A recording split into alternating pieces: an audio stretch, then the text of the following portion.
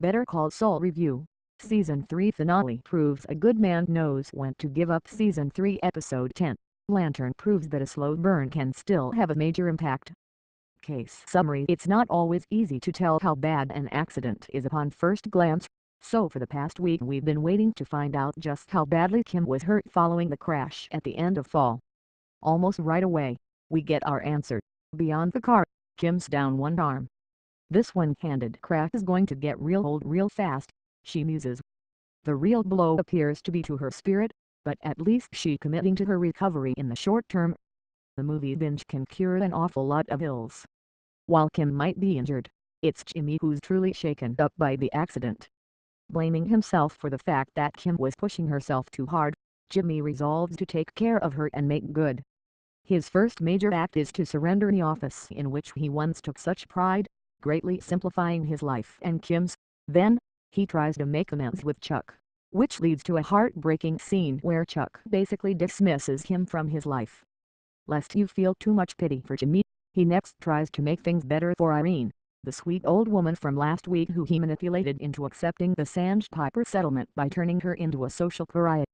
Recorking that genie proves pretty much impossible without desperate measures.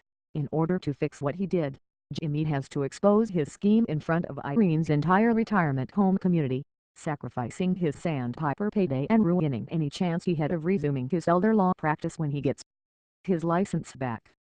It's a rough break for Jimmy, but he's having a much better day than others. Oh, that's right, it's a period piece blockbuster video. Need we say more? For the record, here is a list of all the DVDs we saw on display in the new releases section.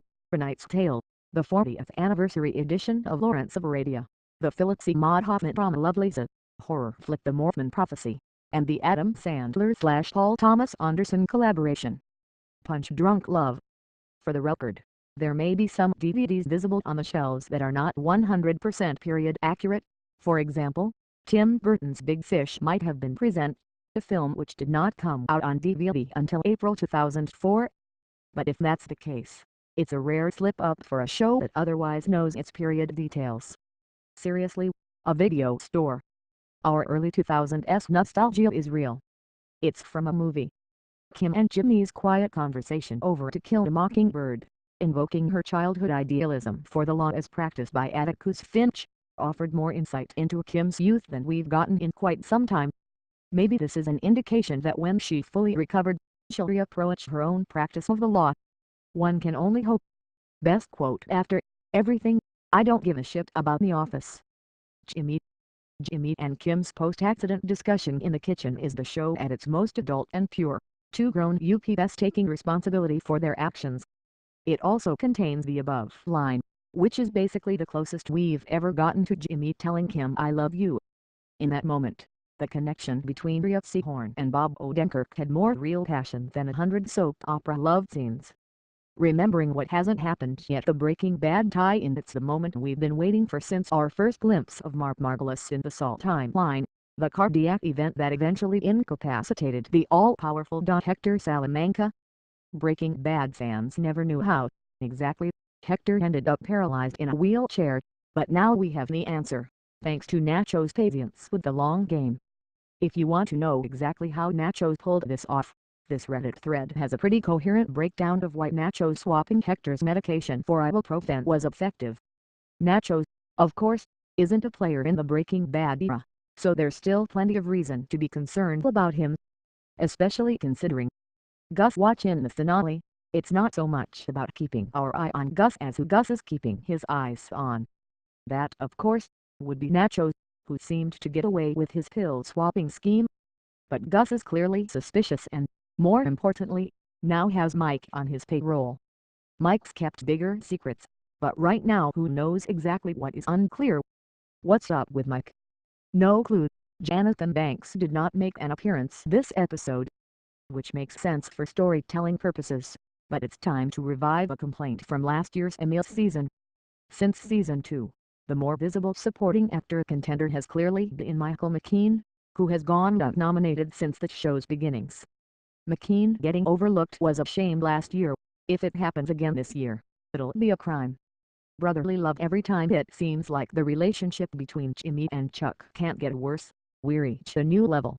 In this case, their final scene together goes beyond love and beyond hate. Chuck dismisses Jimmy with utter indifference.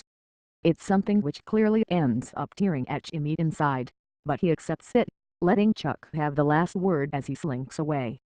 It'd be easy to believe that Chuck genuinely means everything he says to Jimmy, except that something about this encounter was clearly triggering, and within the next 24 hours Chuck completely backslides into his old patterns. Earlier in the episode, director Peter Gould indulged in a bit of house porn when it came to Chuck's fully restored home. This ended up making sense once Chuck began tearing away at his one refuge, the once lovely home decorated by ex-wife Rebecca, now in ruin. And then things got even worse. In conclusion, Your Honor, Better Call Saul is all about the details, especially when it comes to episode titles. Nearly every week, in fact, attentive viewers will experience a moment of realization when it becomes clear why that episode got its name, a moment of dialogue, such as episode 303, Sunk Costs, or a physical action, such as episode 308, Slip. These moments are never extremely subtle, instead often landing like a physical blow.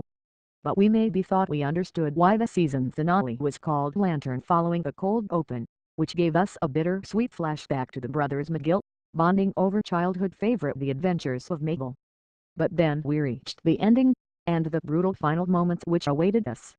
The slow rise of the flames is a moment that is truly, definitively Saul at its best, quiet, yet horrific, and oh so grounded and real. Any long-time television fan knows that no one's truly dead until you see the body. But as we prepare for the long wait for season 4, we do so knowing that this time, the damage may truly be done. And it just speaks to the brilliance of the series, which keeps us hooked, tragedy after tragedy,